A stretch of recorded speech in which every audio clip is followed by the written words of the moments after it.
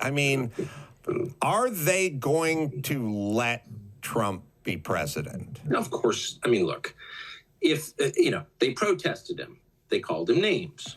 He won anyway. They impeached him twice on ridiculous pretenses. They fabricated a lot about what happened on January 6th in order to impeach him again. It didn't work. He came back.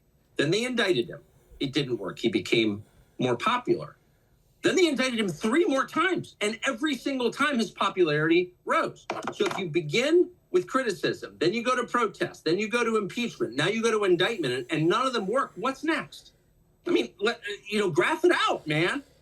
We're speeding toward assassination, obviously, and no one will say that, but I don't know how you can't reach that conclusion.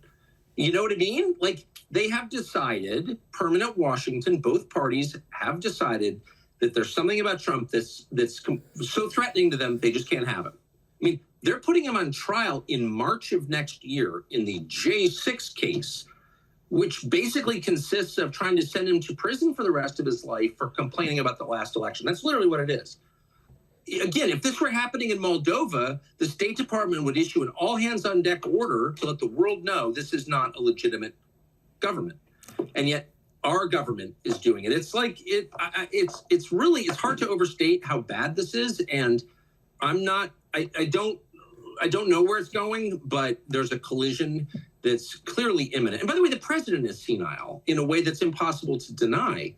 Biden's not running the government, so like, I don't know. I've never been this worried about anything as I am about where this is going. Well, I think if we sort of break it down into sort of steps or chapters, we have this and then a possible solution at the end of the book. So chapter 1, the government is doing what they've been doing, and we've not been aware of it for most of its existence. We just sort of went along with it, But the government is big and it's deep and it's very interested in hanging on to its power, and all the agencies we've mentioned before this. That's number 1. Number 2, the part that most Americans didn't see coming is how the media was also very complicit in this and got sucked into the governmental side of it because they're the town criers. They're going to have to ring the bell and inform everyone in the town what the government is doing. So in certain cases, when it comes to Trump and Russian collusion and Putin's puppet, that they need to add a lot of creatine to and steroids to and really build that thing up, if not create it from whole cloth. When it comes to Hunter Biden's laptop, that needs to be crushed and smashed. When it comes to COVID, Fauci needs to be elevated, and anybody in the Great Barrington Declaration needs to be pulled off of Twitter and destroyed. So that's the media, and that's what they're doing.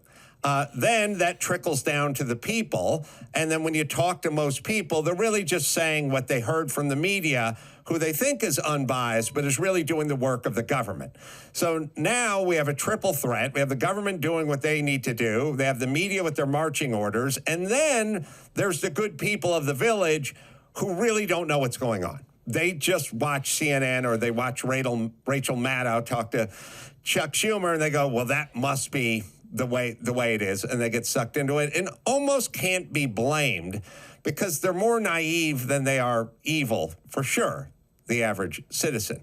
Now, there are people like yourself, and there's all these other entities, and there's all these other platforms, and they can no longer corral everybody. The sheep are getting over the fence, the gate got knocked open, and now there's a lot of different voices from a lot of different places. And really, for the first time, I'm hearing sort of normal, non-political people asking questions about Biden or the laptop or Russian collusion or what their persecution of Trump and that kind of stuff. And the question is can voices like yourself and these alternative media platforms, can they arrive in time to stop it?